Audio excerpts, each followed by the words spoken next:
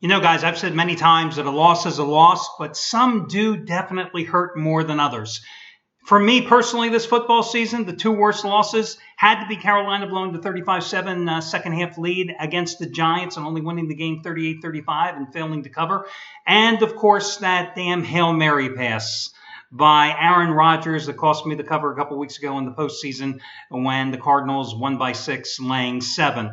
So, ultimately, however, as I always claim, that when you think the breaks aren't going your way, it's because you're losing. But if you were to step back and look at the long haul, more often than not, the breaks go your way. But again, when you're in the losing end of one of those breaks, you don't want to hear about the positive. You don't want to hear about the glass being half full. No, you only believe it's half empty at that point.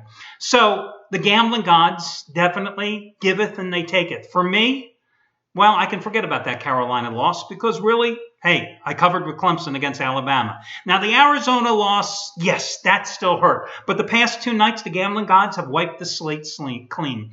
2 nights ago, I had a top-rated 15-dime play on the Washington Huskies. They were a 4-point favorite at home. Yeah, problem was they were down 44-32 at halftime. But they fought back. They took the lead. They're laying 4. They're up by 3 with under a minute to play. And Lorenzo Romar decides, the head coach of the Huskies, not to foul anybody on Arizona State. Now, personally, I would have fouled somebody if I'm the coach. As a gambler, I love you, Lorenzo Romar. I love what your philosophy was because Arizona State hits a 3-point shot with 16-some seconds left to go on the clock, forces overtime, gives me another chance to cover, and the Huskies do that. They come back, dominate in the overtime session, 17-5. I get the win. I get the cover. Last night, I go with the Temple Owls. Now, that line overnight was 2.5. Dropped down to 1.5 when I released them at home in quadruple revenge against Tulsa. Eventually went off at Pick'em. Well, naturally, the Temple Owls, my alma mater, my Owls, they find themselves down by double digits most of the game. 25.9 seconds to go in the game. They are down by 5 points. They get a quick bucket. Tulsa goes to the line. The guy hits 1 of 2 free throws. Next possession by Tulsa, guy's fouled. He goes to the line, misses the front end of a 1-and-1. Temple, Devin Coleman, a former Clemson player, transferred to the Owls a couple of years back, hits a 3-pointer from the corner to force overtime. Temple goes on, laying the 1.5 in my particular case to win the game by 4. Again, the gambling gods give it, and they take it away.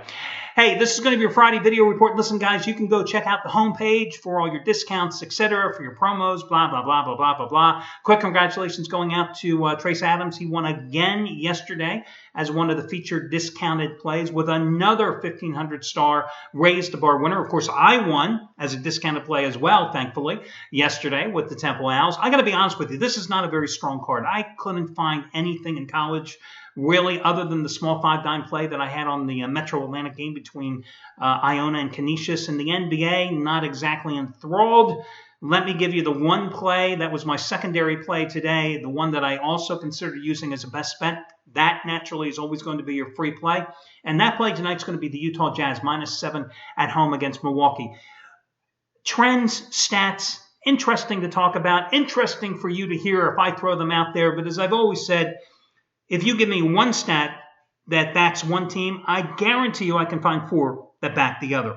That's just how the numbers are twisted and manipulated. Worse than what your accountant will do come tax time, trust me. Listen, this is a great one, though, to pass on to you. The home team is on a 13-3 ATS roll in the Utah-Milwaukee series. Now, the Bucks have not won in Salt Lake since the 2001 season. That's 13 straight wins and covers at home for the Jazz, who have covered 21 of the last 26 meetings, no matter the location. They're on an 8-3 ATS roll at home.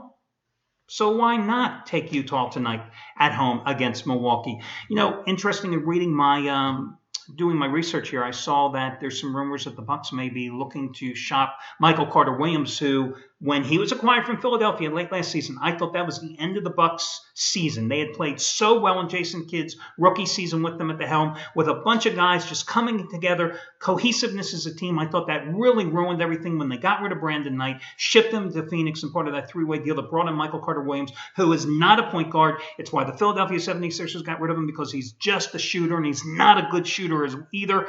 They're thinking about maybe unloading him, maybe even moving Greg Monroe, a guy that they went out and got, who puts up nice fantasy league numbers, but really isn't that solid, especially on the defensive end.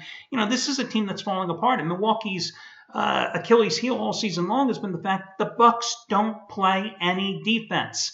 So you have a Jazz team that is capping a 6-game homestand tonight with Milwaukee coming down, and Utah is a 7-point favorite. Now, the Jazz lost the first game of that homestand to the Detroit Pistons by 3 points, but since then they hammered Charlotte. Granted, the Hornets were an injury-riddled team that night. Hammered Charlotte by 25, beat Minnesota by 13. The big win was stopping Chicago by 9. And then they stopped a relatively recent hot team in the Denver Nuggets, beating them by 4. Now, Milwaukee is capping a 3-game road trip here tonight. 3 games in 5 days. They started with a 111-104 loss to Sacramento. They then followed with a 107-95 loss in Portland to the Blazers. That's 5 straight road losses overall. They've lost 6 of their last 7 games. In that 7-game stretch, the defense is giving up 107 points on average. Now, on the year, they're giving up 103.3 points a game, and opponents are shooting a little over 50%.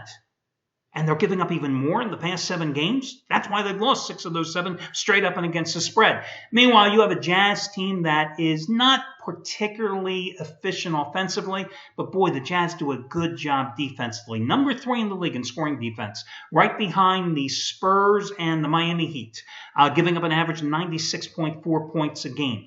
They're playing at home. They're playing with confidence. You got a Milwaukee team that's road weary, that doesn't play any D. I got to lay the points with Utah tonight, and that's going to be your complimentary play for Friday's card. Best of luck to you guys, and I'll talk to you again on Saturday. We've got a whole slew of college basketball action, and then, I don't know, Sunday there's that, I don't know, isn't there a game in Santa Clara that we got to talk about? Good luck, everybody, and I'll talk to you again tomorrow morning.